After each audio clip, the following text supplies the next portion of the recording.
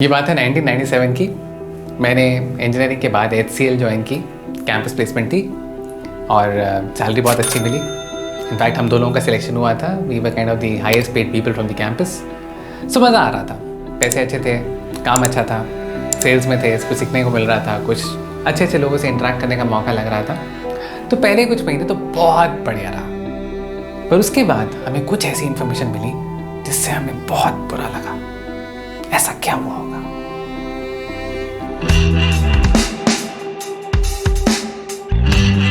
तो दोस्त, आज मैं आपसे बात करने वाला हूँ, should you B actually doing an MBA।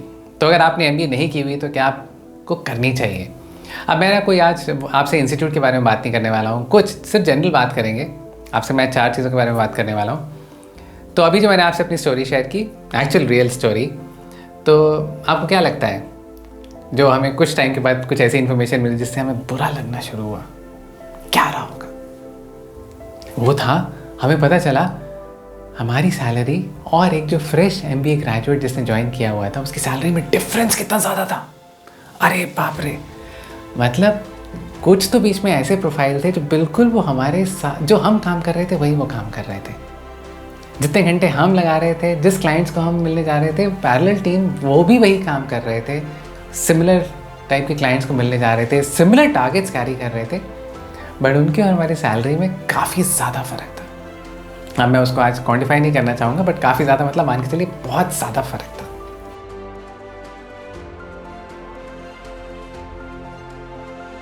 लेकिन मैं आपसे 4 रीजंस शेयर करने वाला हूँ। उसमें से पहला reason, should you be doing an MBA, that reason is to do with knowledge. Actually मैं आपको बताता हूँ, as a fresh graduate versus an MBA, देखो नॉलेज का ज़रूर कुछ फ़र्क होता है। तो अगर आपके मन में वो इच्छा है, अगर आप एक्चुअली ज़्यादा नॉलेजेबल होना चाहते हैं तो MBA करना एक अच्छा स्टेप है, क्योंकि आप बहुत से सब्जेक्ट्स एडिशनल पढ़ते हैं जो शायद आपने ग्रेजुएशन में ना पढ़े हों। आप बिज़नेस के बारे में पढ़ते हैं, आप फाइनेंशियल मैनेजमेंट के बारे में पढ़ते हैं, इकोनॉमिक्स, बहुत ऐसी चीज़ें। मीन स्पेशली जैसे मेरे ऐसे लोग जो इंजीनियरिंग बैकग्राउंड से आए थे तो बहुत नई चीज़ें पढ़ने को मिली। सो नॉलेज डेफिनेटली एनहांस होती है। So first reason and foremost reason for you, if you really want to do an MBA, is, are you really hungry for more knowledge? If yes, then you need to go for it. तो ये तो first है। Second point तो मैं अपनी story में आपसे share कर चुका हूँ।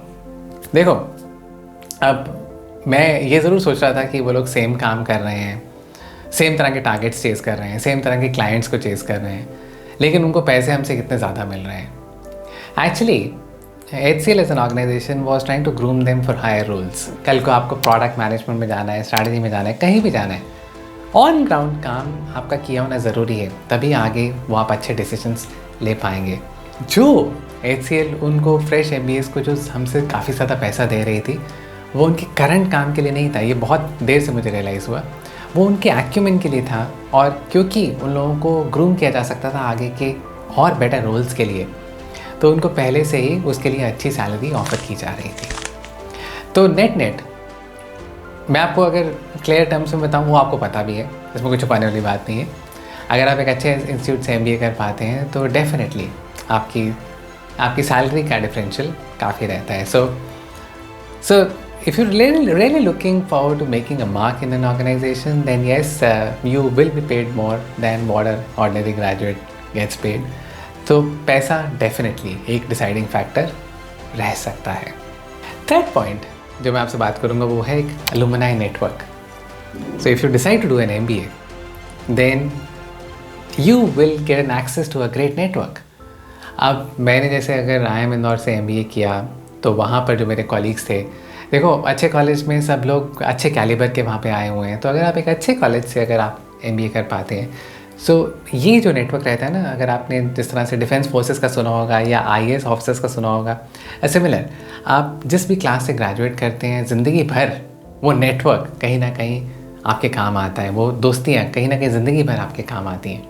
चौथा और लास्ट पॉइंट जो मैं आपसे बात करना चाहता हूँ, और ये पॉइंट स्पेसिफिकली है उन लोगों के लिए जो ऑलरेडी एक वर्क एक्सपीरियंस के साथ आते हैं, वो है अगर आप ज़िंदगी में किसी भी ऐसी चीज़ में काम कर रहे हैं जो आपको लगता है शायद आप उस फील्ड को चेंज करना चाहेंगे, तो हो सकता है वो ऑर्गेनिकली पॉसिबल ना हो, बट एक MBA आपको हेल्प कर सकती है। इसमें मुझे दोबारा अपने कोलीग की याद आती है। मेरा एक IIM इंदौर का ही बैचमेट, वो एक चार्टर्ड अकाउंटेंट था।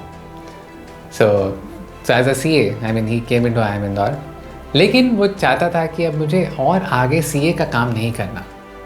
आई मीन CA क्वालिफाई करके CA की प्रैक्टिस नहीं, कहीं जॉब कर रहा था, एक अच्छी ऑर्गेनाइजेशन में जॉब कर रहा था, बट उसको अब लगा कि मुझे आगे CA वाला काम नहीं करना है, मुझे डिफरेंट एक फील्ड में जाना है, मुझे किसी IT कंपनी में, कुछ कंसल्टिंग में, कहीं ना कहीं कोई डिफरेंट तरीके से जाना है। अब ऑर्गेनिकली तो उसके लिए काफ़ी मुश्किल रहता।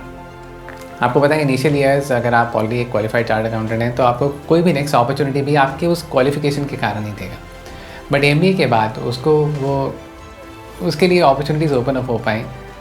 And he is pretty successful today, settle in US, बहुत अच्छा कर रहा है अपने लिए। सो चौथी चीज़, ये उन लोगों के लिए जो करियर चेंज करना चाहते हैं, you should be thinking about an MBA। तो मैंने आपसे कुछ पॉइंट्स की तो बात की, लेकिन इसमें मुझे एक सबसे इम्पॉर्टेंट चीज़ जो आपको ध्यान में रखनी है, क्या आज की डेट में आप जिस भी स्टेज में हैं, will that MBA B worth in terms of financials? आपने ROI कैलकुलेट किया कि नहीं? सिर्फ इसलिए ये MBA का डिसीजन लेना कि स्टेटस वाइज बताने में अच्छा लगेगा कि मैंने MBA भी की हुई है, that may not be the best of decisions. So you really need to take that into consideration in terms of your financials and your return as well.